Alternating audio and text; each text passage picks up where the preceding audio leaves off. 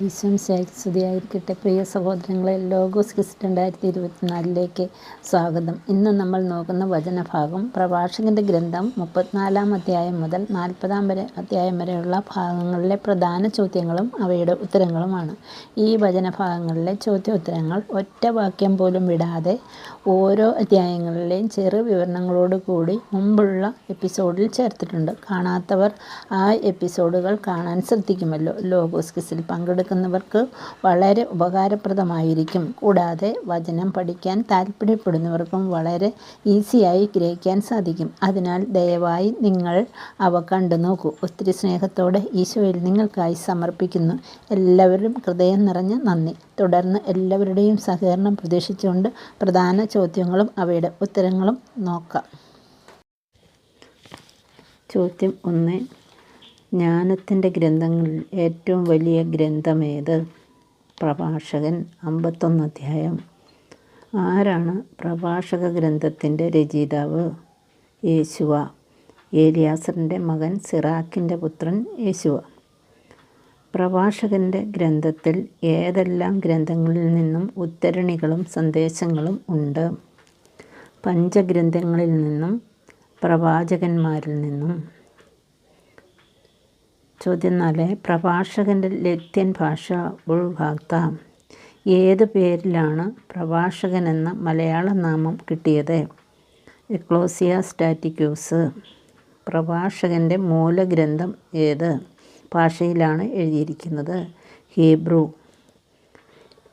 യേശുവ ഏത് ഭാഷയിലേക്കാണ് തർജ്ജമ ചെയ്തത്?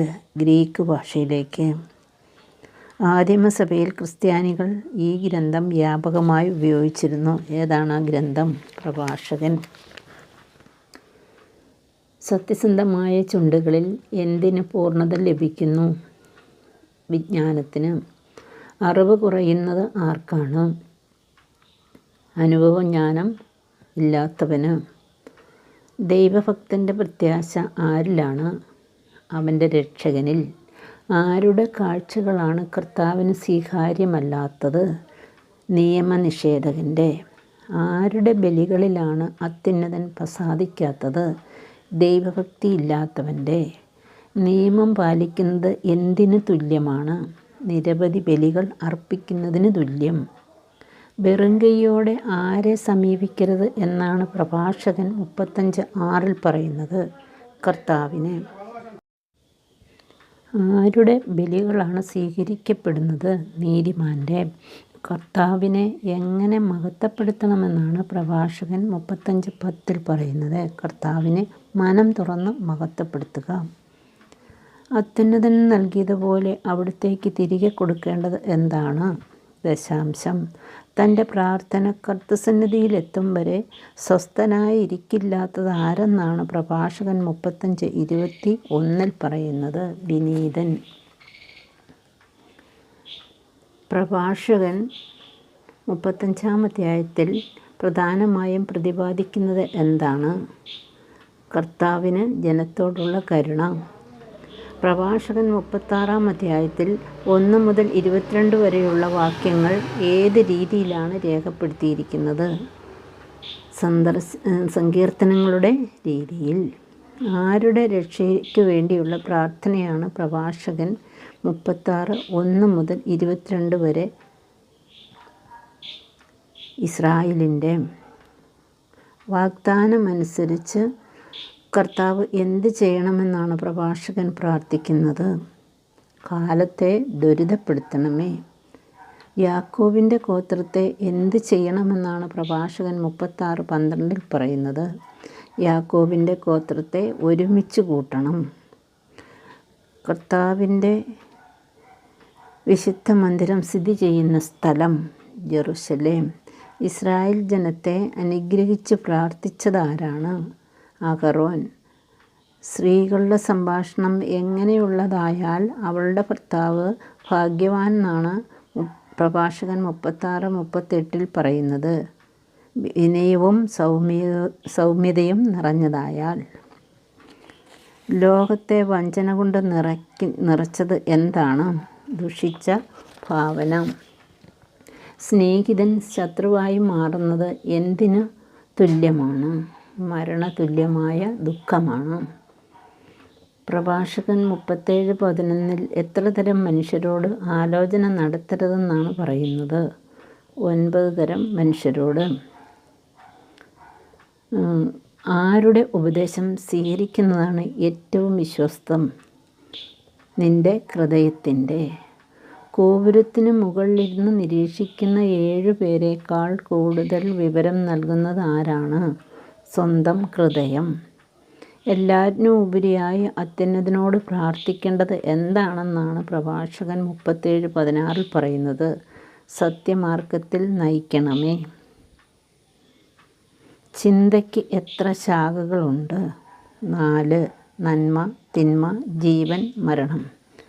മകനെ, ജീവിച്ചിരിക്കുമ്പോൾ ആത്മശോധന നടത്തുക. ഹാനികരമായത് ചെയ്യരുത്. ഗ്രന്ഥം, അധ്യായം, വാക്യം. പ്രഭാഷകൻ 37:27. ആർക്കാണ് ദീർഘായുസ് ഉണ്ടാകുമെന്ന് പ്രഭാഷകൻ 37:31 പറയുന്നത്? ആഹാരം നിയന്ത്രിക്കുന്നവന്. ആരുടെ വൈഭവമാണ് അവനെ ഉന്നതനാക്കുന്നത്? വൈദ്യൻ്റെ.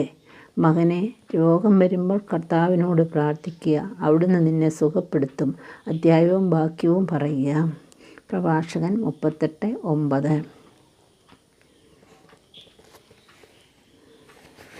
കർത്താവ് ആണ് അവനെ നിയോഗിച്ചത്. അവനെ ഉപേക്ഷിക്കരുത്. അവനെക്കൊണ്ട് നിനക്ക് ആവശ്യമുണ്ട്. ആരുടെ കാര്യമാണ് പ്രഭാഷകൻ 38:12 പറയുന്നത്? വൈദ്യൻ്റെ. ജീവിതാന്ത്യമോർത്ത് എന്ത് അകറ്റിക്കളയുവിൻ എന്നാണ് പ്രഭാഷകൻ 38:20 പറയുന്നത്? നിന്റെ ഹൃദയത്തിലെ ദുഃഖം. എന്താണ് മരണദിനത്തെക്കുറിച്ച് പ്രഭാഷകൻ്റെ ജ്ഞാനം? ഇന്നലെ ഞാൻ, ഇന്ന് നീ. അഗ്നിയിൽ തട്ടിവരുന്ന കാറ്റ് മാംസം ഉരുക്കിക്കളയുന്നു. ഊലയിലെ ചൂടേറ്റ് ഇല്ലാതാകുന്നത് ആരാണ്? ഇരുമ്പ് പണിക്കാരൻ. അനുശാസനവും വിധിപ്രസ്താവവും അവർ വ്യാഖ്യാനിക്കുന്നില്ല. ആപ്തവാക്യങ്ങൾ പ്രയോഗിക്കുന്നില്ല. എങ്കിലും അവർ എന്താണ് നിലനിർത്തുന്നത്? ലോകത്തിൻ്റെ ഘടന. ആപ്തവാക്യങ്ങളുടെ ആന്തരാർത്ഥം തേടുകയും ഉപമകളുടെ നിഗൂഢതകളെ സ്വായത്തമാക്കുകയും ചെയ്യുന്നത് ആര്? നിയമപണ്ഡിതൻ. സർവശക്തനായ കർത്താവ് കനിഞ്ഞാൽ എന്ത് ഒരുവനിൽ നിലനിൽക്കും? ജ്ഞാനത്തിൻ്റെ ചൈതന്യം. ജ്ഞാനി എങ്ങനെയാണ് തൻ്റെ അറിവ് പ്രകടമാക്കുന്നത്? പ്രബോധനത്തിൽ കൂടി.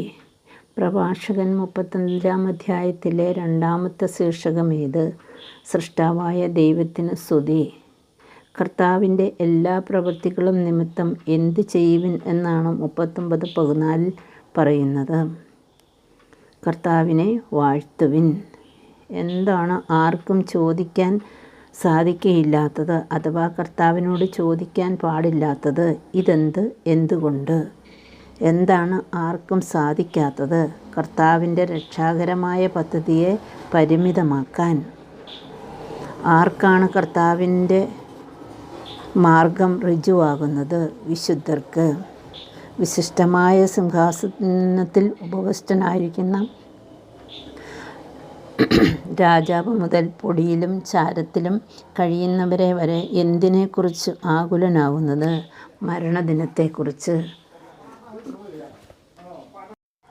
മരണവും രക്തച്ചൊരിച്ചിലും കലഹവും വാളും ആപത്തും ക്ഷാമവും പീഡനവും മഹാമാരിയും വന്നു ചേരുന്നത് ആർക്കാണ്? മനുഷ്യനും മൃഗങ്ങൾക്കും. ഏത് പുല്ലിനേക്കാൾ എളുപ്പത്തിൽ പിഴുതെടുക്കാവുന്ന ചെടി? ഞാങ്കണ. എന്താണ് അനുഗ്രഹത്തിൻ്റെ ആരാമമെന്ന് പ്രഭാഷകൻ 40:17 പറയുന്നത്? ദാനധർമ്മം. കുഴലും കിന്നരവും ഗാനമാധുരി വർദ്ധിപ്പിക്കുന്നു. ഇവയേക്കാൾ ആസ്വാദ്യമായതെന്താണ്? പ്രഭാഷകൻ 40:21 പറയുന്നത്? ഇമ്പമുള്ള മനുഷ്യസ്വരം. ഏറ്റവും കൃത്യമായ സന്ദർശനം ആരുടേതാണ്?